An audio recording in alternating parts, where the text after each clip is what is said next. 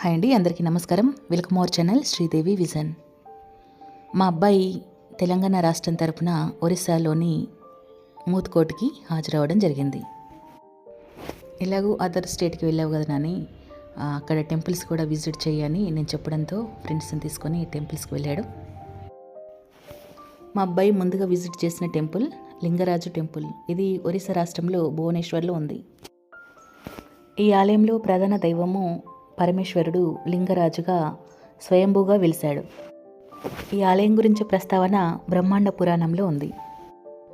ఆలయం ఉన్నటువంటి ప్రాంతంలోకి అమ్మవారు పార్వతి పశువులు కాసే గొల్లబామ వేషంలో వచ్చిందని, అమ్మవారి వెనుక కృతి వాస అనే ఇద్దరు రాక్షసులు వెంటపడ్డారని, వీరిద్దరు కూడా అమ్మవారిని పెళ్లి చేసుకోమని వేధించారు అని పురాణ వచనం. అప్పుడు వారి నుండి తప్పించుకొని వారిని అంతమొందించింది పార్వతీదేవి. విపరీతమైన దాహం పార్వతీదేవికి వేయగా పరమేశ్వరుడు ఈ సరస్సును నిర్మించాడు. ప్రతి నిత్యం కూడా ఈ సరస్సులోని నీరుని శివుడి అభిషేకానికి వినియోగిస్తారు.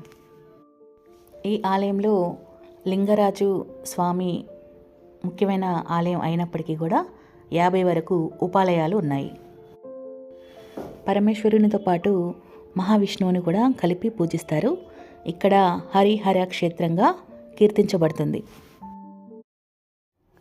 ఈ ఆలయంలో శివుడు లింగరాజుగా స్వయంభుగా వెలిసినప్పటికీ ఈ ఆలయాన్ని జజాతి కేసరి అనే మహారాజు ఆలయాన్ని నిర్మించినట్లు ఇక్కడ శిలాశాసనాల ద్వారా తెలియజేయబడుతుంది.